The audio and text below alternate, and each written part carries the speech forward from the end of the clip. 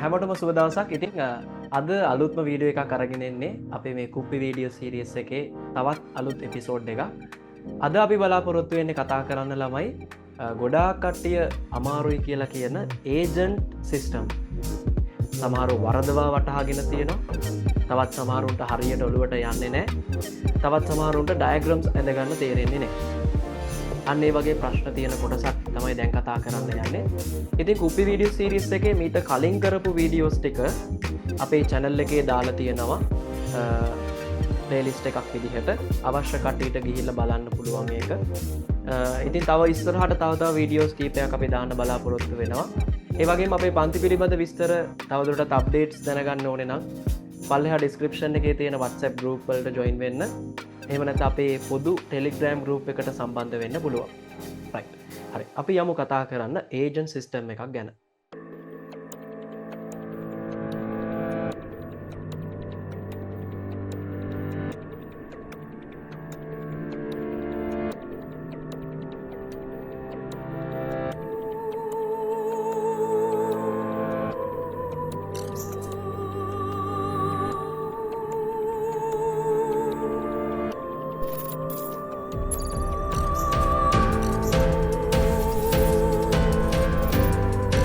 හරි හැමෝටම සුබ දවසක්. ඉතින් අද කුප්පි වීඩියෝ සීරීස් එකේ තව අලුත් වීඩියෝ එකක් අරගෙන අවිල්ලා තියෙනවා. මේ වීඩියෝ එකෙන් අපි බලාපොරොත්තු වෙන්නේ අද අපි කතා කරන්න සමහරු අමාරුයි කියන සමහරුන්ට හරියට තේරුම් ගන්න බැරි තේරුම් ගත්තත් සමහරුන්ට ගණන් අර ඩයග්‍රෑම්ස් එහෙම අඳින්න අමාරු කොටසක් වෙන ඒජන්ට් සිස්ටම්. එහෙම නැත්නම් මල්ටි ඒජන්ට් සිස්ටම් ගැන තමයි අද අපි කතා කරන්න යන්නේ. ඉතින් අපේ කුපි වීඩියෝ සීරීස් එකේ මීට කලින් කරපු හැම රෙකෝඩින් එකක්ම අපේ YouTube channel එකේ තියෙනවා. ඔයාට ඕනේ නම් බලන්න පුළුවන්. ඒ වගේම පන්ති පිළිබඳ විස්තර දැනගන්න ඕනේ නම් අපේ මේ පල්ලෙහා description එකේ තියෙන Telegram group එකට join වුණා නම් හරි. right. අපි යමු මුලින්ම කතා කරන්න මොකද්ද මේ ඒජන්ට් කෙනෙක්? එහෙම නැත්නම් කාරකයක් කියලා කියන්නේ. software agent කෙනෙක් කියලා කියන්නේ. right. අපි නිර්වචනය මුලින්ම බලමුකෝ. මේ තියෙන ඔයාලගේ ටීචර්ස් ගයිඩ් එකේ නිර්වචනය. සාමාන්‍ය මෘදුකාංග කාරකයක් කියන්නේ සුවිශේෂී පරිසරයක ස්වායක්තව සහ අඛණ්ඩව තවත් එක් ක්‍රමලේඛයක් හෝ ක්‍රමලේඛ ක්‍රියාවක් හෝ පරිශීලකයන් සඳහා ක්‍රියා කරන්නෙකු ලෙස ක්‍රියාවේ යෙදවෙන මෘදුකාංගයකි. ඒජන්ට් කෙනෙක් කියලා කියන්නේ ළමයි සරලව කිව්වොත් හිතන්නකෝ මේක software agent කෙනෙක් කියලා. සරලව කිව්වොත් අපි ඉන්නවනේ අපිට තනියම කරන්න බැරි වැඩක් තියෙනවා නම් අපිට පුළුවන් ඒජන්ට් කියලා කරවගන්න. එතකොට ඒජන්ට්ගේ වැඩේ වෙන්නේ අපි කියන වැඩේ අඛණ්ඩව එයාට නිර්දේශ කරලා තියෙන මොකක් හරි පරිසරයක ඉඳගෙන මොකක් හරි environment එකක ඉඳගෙන ඒ වැඩේ අඛණ්ඩව සිදු කරන එක. සිදු කළ මොකක් හරි ප්‍රතිදානයක් තියෙනවා නම් අපිට ලබා දෙන එක. ඒජන්ට් කෙනෙක් අපි කියන වැඩ විතරක් නෙමෙයි තවත් ඇප්ලිකේෂන් එකක් කියන වැඩ කරන්නත් පුළුවන්. වෙනත් යෙදුමකට සේවා සපයන්නත් පුළුවන්.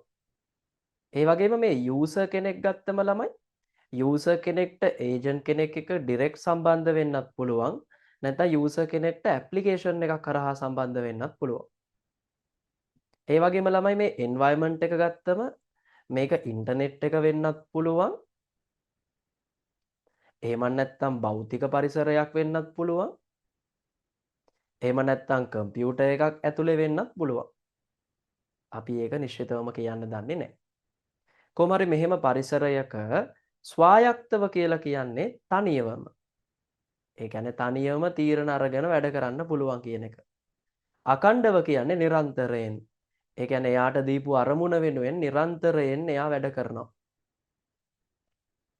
ඔක තමයි ඒජන්ට් එක නිර්වචනය. right. මොනවද මේ ඒජන්ට්ලට උදාහරණ තියෙන්නේ? උදාහරණයකට ඔයාලා හැමෝම දන්න ChatGPT කියන්නේ හොඳ ඒජන්ට් කෙනෙක්ට උදාහරණයක්. ChatGPT. තව ඒජන්ට්ස්ලා ගොඩාක් මේ ලෝකේ ඉන්නවා. උදාහරණයකට අපි අපේ කම්පියුටර්ස් ඇතුළට එන වෛරස් කියන්නේත් ළමයි ඒජන්ට්ස්ලා. ස්පයිවෙයා කියන්නේත් ඒජන්ට්ස්ලා. ඔය වගේ තව ගොඩාක් දේවල් තියෙනවා ඒජන්ට්ස්ලා විදිහට. කොහොම හරි කවුරු හරි කෙනෙක්ගේ වෙනුවෙන් යම්කිසි කාර්යයක් පරිසරයක් තුල කරනවා නම් ඒකට අපි කියනවා software agent කෙනෙක් කියලා. මේක මෘදුකාංගයක්. පැහැදිලිනේ? ඊළඟට software agent කෙනෙක් ක්‍රියාත්මක වෙන හැටි. ඔයාට මේ වම් අත පැත්තේ මේ ලොකු කොටුවකින් දාලා තියෙන්නේ ඒජන්ට් කෙනෙක්ගේ අභ්‍යන්තරය. මේ කොටුවේ දාලා තියෙන සම්පූර්ණ ඒජන්ට් කෙනෙක්ගේ ක්‍රියාකාරීත්වය. දකුණු අත පැත්තේ තියෙන්නේ ඒ ඒජන්ට් අපි ලබා දීපු එන්වයරන්මන්ට් එක. එයාට දීපු පරිසරය. මේක ඉන්ටර්නෙට් එක, කම්පියුටර් එකක් ඇතුලේ එහෙම නැත්නම් වෙන කොහේ හරි තැනක් වෙන්න පුළුවන්. හරි. ඒජන්ට් කෙනෙක්ගේ මූලිකවම සිද්ධ වෙන්නේ මෙන්න මේකයි. ඒජන්ට් කෙනෙක් එන්වයරන්මන්ට් එකේ තියෙන යම්කිසි වෙනස්කමක් සිද්ධ වුණොත් ඒ වෙනස්කම් එයා සංවේදනය කරගන්නවා, පර්සෙප් කරගන්නවා. ඒ පර්සෙප්ස් කරගන්න එයාට තියෙනවා සෙන්සර්ස්. මේ සෙන්සර්ස් ෆිසිකලි තියෙන්නත් පුළුවන්. එහෙම නැත්නම් ලොජිකල් සෙන්සර්ස් වෙන්නත් පුළුවන්. ඒ සෙන්සර්ස් වලින් ආදාන අරගෙන ඊට පස්සේ එයා කරන්නේ what is the world like now? ඒ කියන්නේ දැන් මේ ලෝකය, දැන් මේ පරිසරය මොන වගේද කියලා එයා තීරණය කරනවා. මොනවා හරි වෙන්න ඕනද? මොකද්ද දැන් මේ ලෝකේ තත්ත්වය? පරිසරයේ තත්ත්වය? ඒක එයා තීරණය කරනවා. තීරණය කරලා එයාගේ ගාව තියනව ළමයි මීට කලින් පවරන ලද condition rules ටිකක්, condition action rules ටිකක්. අපි කියනවා කාර්ය කොන්දේසි සමුදායක් කියලා. condition rule ටිකක්. අරම වුණොත් මොකද්ද කරන්නේ? මෙහෙම වුණොත් මොකද්ද කරන්නේ? ඔහොම rules ටිකක් තියෙනවා. if then rules ටිකක්. ඉතින් අන්නේ කාර්ය සමුදායෙන් එයා මේ දැන් තියෙන ලෝකය අනුව තත්වයට ගැළපෙන තීරණය අරගන්නවා. ඊට පස්සේ කළ යුතු දේ තීරණය කරලා එන්වයරන්මන්ට් එකට දැන් වෙනස් කළ යුතු දේ තීරණය කරලා එයාගේ ඇක්චුවේටර්ස් හරහා ඒ අදාළ කාර්යයන් පරිසරයට ඉෂ්ට සිද්ධ කරනවා. ඕක අඛණ්ඩව සිද්ධ වෙනවා. ඕක තමයි ඒජන්ට් කෙනෙක්ගේ මූලිකම ක්‍රියාකාරීත්වය. මේ තියෙන ඒජන්ට් කෙනෙක්ගේ ක්‍රියාකාරීත්වය. ඔයාලට පේනවද මේ ඉන්නේ යූසර් පරිශීලකයා. යූසර්ට සම්බන්ධ වෙලා ඉන්නවා යූසර්ස් ඒජන්ට්. අන්න ඒජන්තවරයෙක්. යූසර් එයත් එක්ක කමියුනිකේට් කරනවා. sannivedanaya කරනවා. ඒ වගේම යූසර් අනිත් පැත්තට අන්තර් ක්‍රියා කරනවා ඇප්ලිකේෂන් එකක් එක්ක. වෙනත් බාහිර යෙදුමක් එක්ක. ඒ ඇප්ලිකේෂන් එක සමහරක් විට අන්තර් ක්‍රියා කරන්න පුළුවන් ඒජන්ට් එක්ක. මේ ඩයග්‍රෑම් එකේ මූලිකවම දැනගන්න ඕන කාරණා දෙකක් තියෙනවා. එකක් තමයි යූසර් කෙනෙක්ට අවශ්‍ය නම් ඍජුවම මේ ඒජන්ට් කෙනෙක් හා සම්බන්ධ වෙන්න පුළුවන්. එහෙම නැත්නම් යූසර් කෙනෙක්ට පුළුවන් වක්‍රව වෙනත් යෙදුමක් කරහා ඒජන්ට් කෙනෙක්ව සම්බන්ධ කරගන්න. ඒ ක්‍රම දෙකෙන්ම යූසර් කෙනෙක්ට ඒජන්ට් හා සම්බන්ධ වෙන්න හැකියාව තියෙනවා. ඒ වගේම මතක තියාගන්න එක යූසර් කෙනෙක් පද්ධතියක ඉන්න හැම ඒජන්ට් හා සම්බන්ධ වෙන්නේ නැහැ. උදාහරණයකට යූසර් සම්බන්ධ වෙලා ඉන්නේ යූසර්ස් ඒජන්ට් එක්ක විතරයි. මේ යූසර් ඒස් ඒජන්ට් එක්ක යූසර් ඩිරෙක්ට් ඇක්සස් නැහැ. ඒක වෙන්න පුළුවන්. ඒ වගේම ඒජන්ට්ලා කිහිප දෙනෙක් එකිනෙක අන්තර් ක්‍රියා කරන්නත් පුළුවන්. ප්‍රශ්න අහන්න පුළුවන්, තරගකාරීත්වයෙන් යුතුව කටයුතු කරන්න පුළුවන්, නැත්නම් සහයෝගයෙන් කටයුතු කරන්න පුළුවන්. මේ දෙකම සිද්ධ වෙන්න පුළුවන්. හරි. මේ තියෙන්නේ මෘදුකාංග කාරකයක ලක්ෂණ. එයා ස්වයන් පාලනයෙන් යුක්තයි. ඒ කියන්නේ තනියම පාලනය වෙනවා. ඒ වගේම එයාලා ප්‍රතික්‍රියාශීලී. ඒ කියන්නේ මොනවා හරි ආදානයක් ලැබිච්ච ගමන් ප්‍රතික්‍රියා දක්වනවා. ඒ වගේම ඉලක්කගතයි. ඒ කියන්නේ මොකක්ම හරි අරමුණක් වෙනුවෙන් අකණ්ඩව වැඩ කරගෙන යනවා. ඒ වගේම නොපසුබට උත්සාහය. ඒ කියන්නේ මෙයාලා මහන්සි වීමක් සිද්ධ වෙන්නේ නැහැ. ඒ හින්දා අකණ්ඩව එක දිගට අරමුණ වෙනුවෙන් ක්‍රියාත්මක වීගෙන ඉන්නවා. නවතින්නේ නැහැ. මොකද මිනිස්සු වගේ මහන්සි වෙන්නේ නැහැනේ මෙයාලා. මහන්සියක් දැනෙන්නේ නැහැනේ මෙයාලගේ ඇඟට. ඒ නිසා. ඊළඟට මේ තියෙන්නේ විවිධ ඒජන්ට්ස් වර්ග. සමහර ඒජන්ට්ලගේ ගති ලක්ෂණ තියෙනව ළමයි එකිනෙක වෙනස් ගති ලක්ෂණ. සමහර ඒජන්ට්ලා කෝපරේට්. ඒ කියන්නේ අන්තර් සම්බන්ධිතයි. නැත්නම් අන්තර් ක්‍රියාශීලී. සමහරක් ඒජන්ට්ලා ඉන්නවා ලර්නින්, ඒ කියන්නේ ඉගෙන ගැනීම, ඉගෙනීම සිදු කරන්න පුළුවන්. සමහර ඒජන්ට්ලා ඉන්නවා ඔටොනොමස්, ඒ කියන්නේ ස්වතන්ත්‍රයි. තනිවම තීරණ ගන්න පුළුවන්.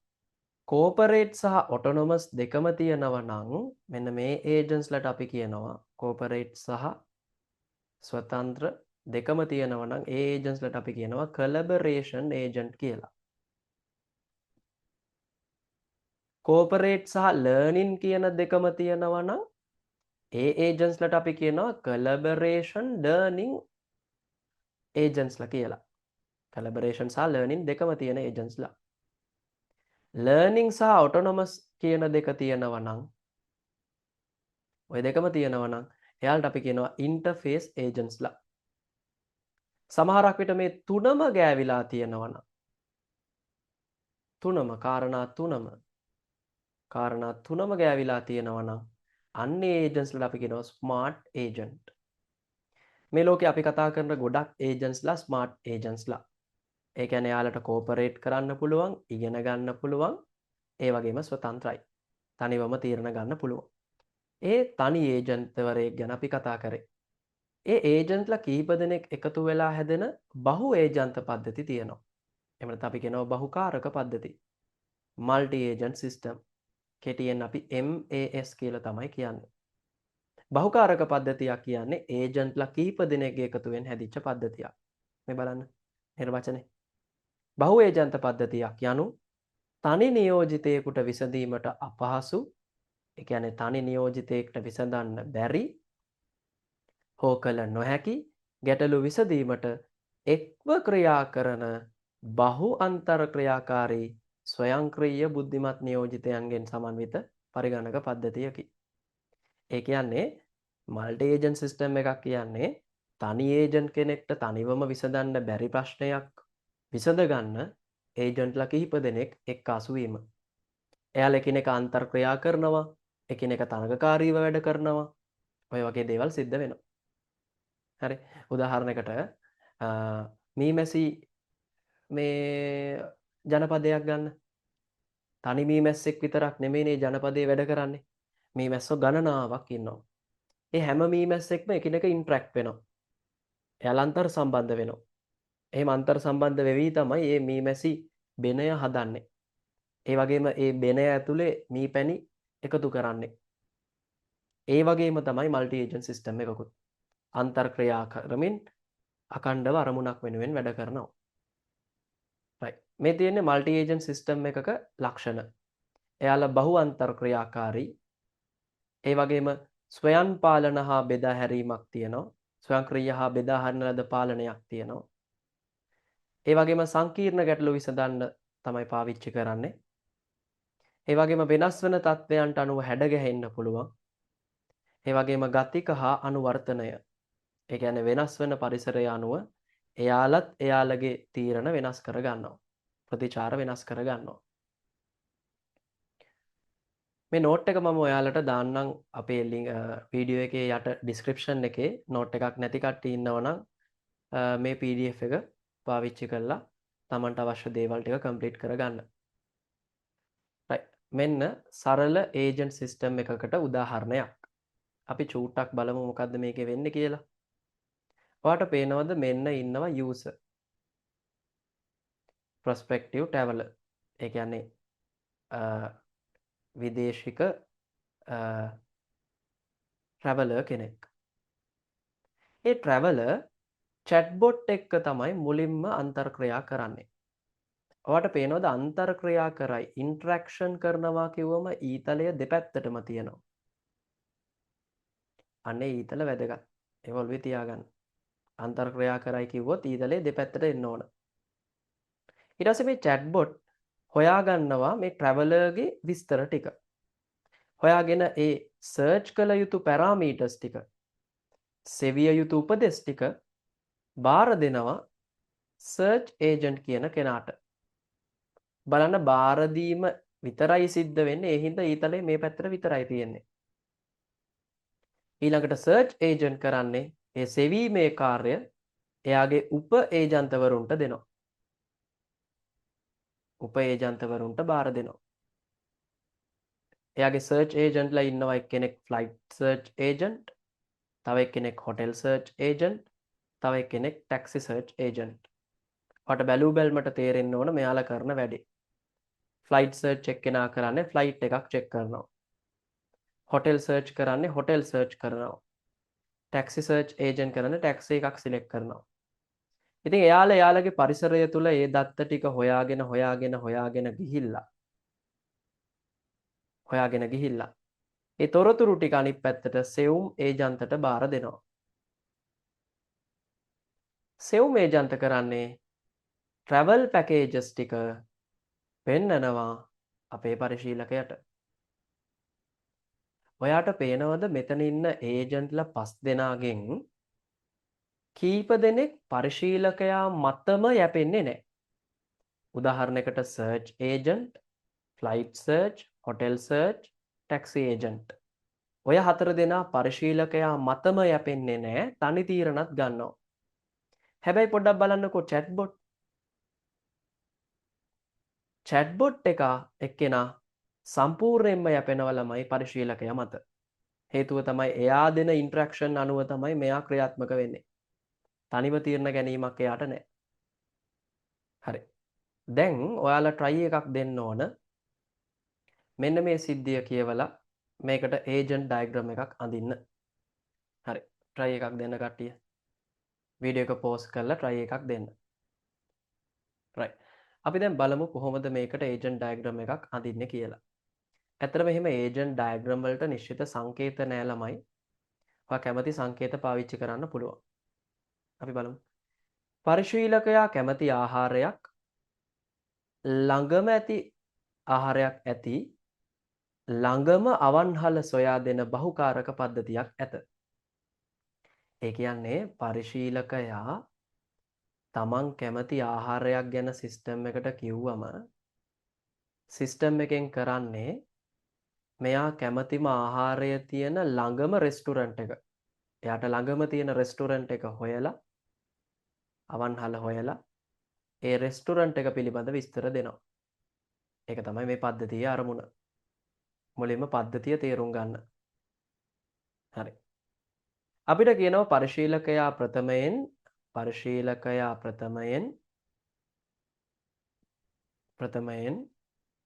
chatbot හා සම්බන්ධ වී අන්තර්ක්‍රියා කරයි. එහෙනම් ඔන්න අපිට මෙතනින් ඩයග්‍රෑම් එකට අවශ්‍ය දෙයක් එනවා. ඒ තමයි අපේ පරිශීලකයා user chatbot කෙනෙක් හරහා chatbot කියන්නේ ඒජන්ට් කෙනෙක්නේ. අන්න එහෙනම් අපිට chatbot පත් අඳින්න පුළුවන්. chatbot කෙනෙක් හරහා මොකද වෙන්නේ? අන්තර්ක්‍රියා කරනවා. අන්තර්ක්‍රියා කරයි කිව්වම මං කියලා කිව්ව නේද ඊතල දෙකක් අඳින්න කියලා. එහෙනම් දෙපැත්තටම ඊතල දාලා අන්තර්ක්‍රියා කරයි කියලා ලියන්න. ඒජන්ට් ඩයග්‍රෑම් එකක් අඳිද්දී අනිවාර්යයෙන්ම අයිතම නම් කරන්න. ඊතල හරියට දෙපැත්තටද තනි පැත්තටද කියන එක දාන්න. ඊහිස. ඒ වගේම කරන කාර්යයත් ලියන්න ඊතලයේ උඩ. එතකොට තමයි ඔයාට ෆුල් මාක්ස් ගන්න පුළුවන්.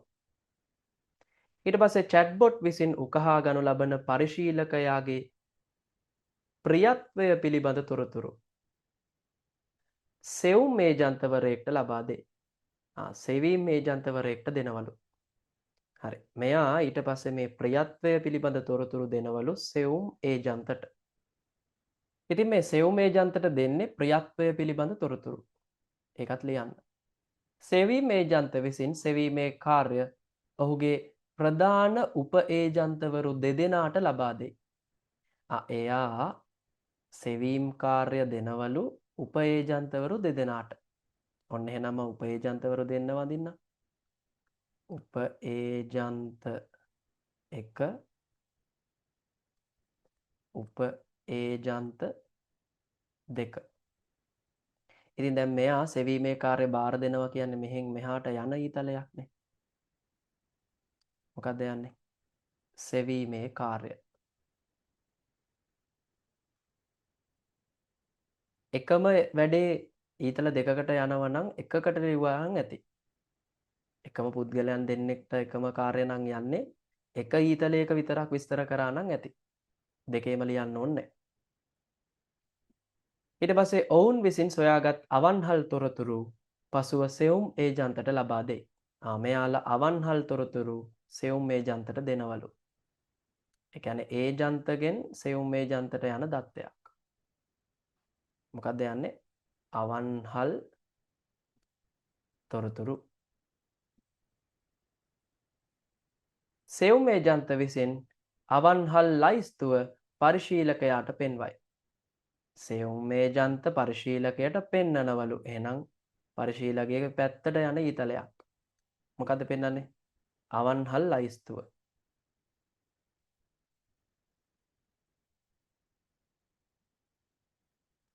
මෙන්න සරල ඒජන්ට් ඩයග්‍රෑම් එකක්. මම අර කියපු උපදෙස් ටික හරියට පිළිපැද්ද නම් ඔයාට ඕනම ඒජන්ට් ඩයග්‍රෑම් එකක් අඳින්න පුළුවන්.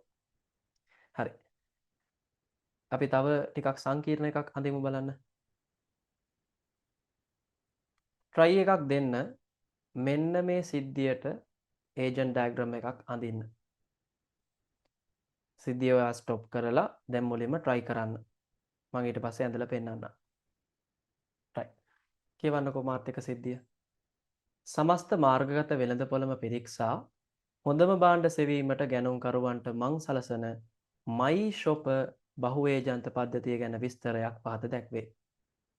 මිලට අමතරව අනෙකුත් ගැනුම්කරුවන්ගේ විචාරද විශේෂ දීමනාද වෙළෙන්දාගේ කීර්තිනාමද වගකීම් කාල සීමා වර්ගයන්ද සැලකිල්ලට ගැනේ. හරි මොකද්ද මේකෙන් දැන් කරන්නේ?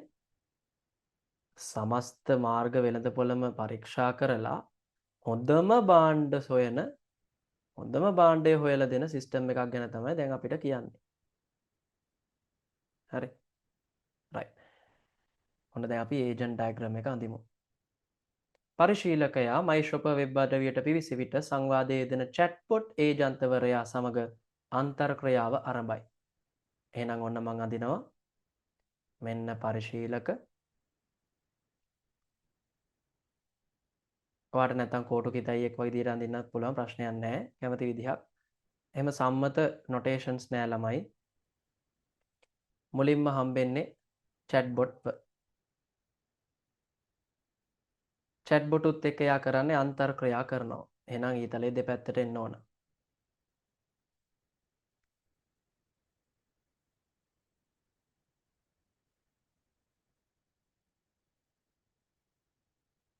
පරිශීලකට කටහඬ හෝ පාට හෝ ආදාන මාධ්‍ය ලෙස භාවිතා කර භාණ්ඩ පිළිබඳ අවශ්‍යතාවයන් ලබා දිය හැක. ඕවා අපිට අදාළ නෑ ළමයි. ඕවා නිකන් ඔයාව බය කරන්න දෙන කාරණා. හරිද? ඕවා අපිට කිසිසේත්ම අදාළ නෑ. ඔක කොහොම දුන්නත් අපිට අදාළ නෑ. මෙම අන්තර් ක්‍රියාව අතරතුර චැට්බොට් ඒජන්ත විසින් උකහා ගනු ලබන තොරතුරු සෙවුම් ඒජන්තවරයෙකුට බාර කරනු ලබන අතර ඔන්න ඊට පස්සේ සෙවුම් ඒජන්ත කෙනෙක්ට මේ වැඩ ටික බාර දෙනවලු.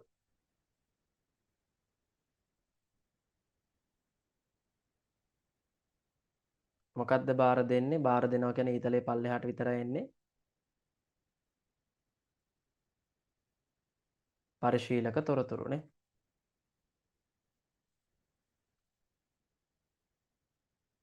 උකහාගත් තොරතුරු. පරිශීලක සඳහා හොඳම භාණ්ඩය සෙවීමේ කාර්ය සෙවුම් ඒජන්ත බාර ගනී.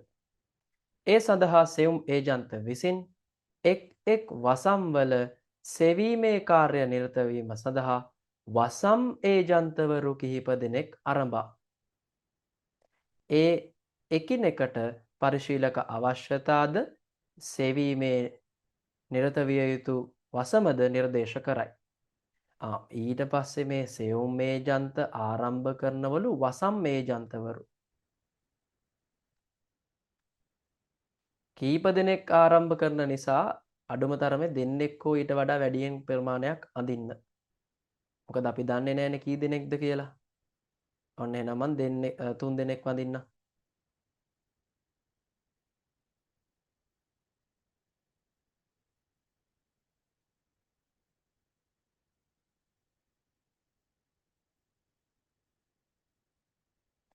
සෙවීමේ කාර්ය බාර දෙනවා.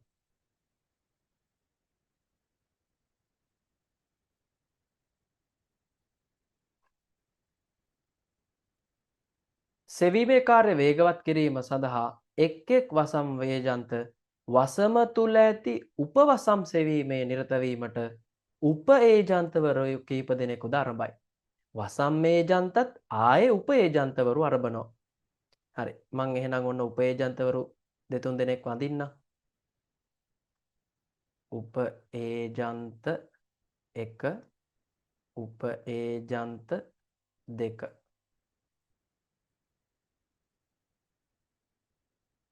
වසම් ඊළඟ එක්කෙනෙකුගෙත් එහෙමයි. උප ඒජන්ත 1 උප ඒජන්ත 2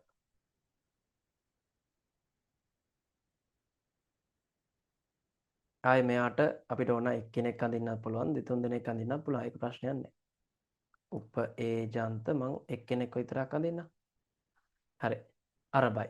සෙවීම නිම වූ විට එක් එක් උප ඒජන්ත යෝග්‍ය ප්‍රතිඵල තම මව් වසම් ඒජන්තට ලබා දෙයි. සෙවුම් ප්‍රතිඵල දෙනවලු මව් ඒජන්තට. ඒ කියන්නේ ඊතලයේ අනිත් පැත්තට එන්නත් ඕනේ. හරිය ලේසි දැක්කද මේ යන ඊතල දාන්න එකයි ඒජන්තවරු අඳුරගන්න එකයි එයාලා අතර යන දත්ත ටික අඳුරගන්න එකයි තමයි මේකේ වැඩේ. එතකොට මෙතනින් යන්නේ සෙවීමේ කාර්ය නැවත ආපස්සට ලැබෙනවා ලැබෙන ඩේට් එකත් නම් කරන්න. මොකද ලැබෙන්නේ? යෝග්‍ය ප්‍රතිඵල. ප්‍රතිඵල කියලා අපි ලියමුකෝ. එකක ලිව්වනම් ඇති හැම එකෙම ලියන්න ඕනේ එකම දේනේ. උප ඒජන්තවරුන්ගෙන් එවැනි සියලු ප්‍රතිඵල ලද විට වසම් ඒජන්ත ඒවා සසඳා හොඳම ප්‍රතිඵල සෙවුම් ඒජන්තට ලබා දෙයි. අනිත් පැත්තට ඊට පස්සේ යන්න සෙවුම් ඒජන්තට දෙනවලු හොඳම ප්‍රතිඵල. හොඳම ප්‍රතිඵල. සෙවුම් ඒජන්ත එවැනි සියලු ප්‍රතිඵල සසඳා හොඳම භාණ්ඩයේ විස්තර චැට්බොට් ඒජන්තවරයාට නැවත ලබා දෙයි. චැට්බොට්ටලු නැවත ලබා දෙන්නේ. හොඳම භාණ්ඩයේ විස්තර. චැට්බොට් ඒජන්තවරයා එය පාට ලෙස පරිශීලකයාට දිස් කරවයි. ඒක අඳින්න දෙයක් නෑ මොකද මෙතන අන්තර්ක්‍රියා කරයි කියලා තියෙනවනේ. එහෙනම් ඔන්න ඒජන්ට් ඩයග්‍රෑම් එක. ඉතින් හරීම සරලයි. ගොඩාක් අමාරු නෑ මේක. හරි විදියට ඒජන්ට්ලව තෝරගන්න, හරි විදියට ගලාගෙන යන ඊතල අඳින්න. ඒ වගේම ඊතලවල යන දත්ත වර්ගයත් නම් කරන්න. එතකොට ඔයාලට ෆුල් මාක්ස් ගන්න පුළුවන්. රයිට්. එහෙනම් අපි තව කුප්පි වීඩියෝ එකකින් හම්බෙමු. එහෙනම් හැමෝටම සුබ දවසක්.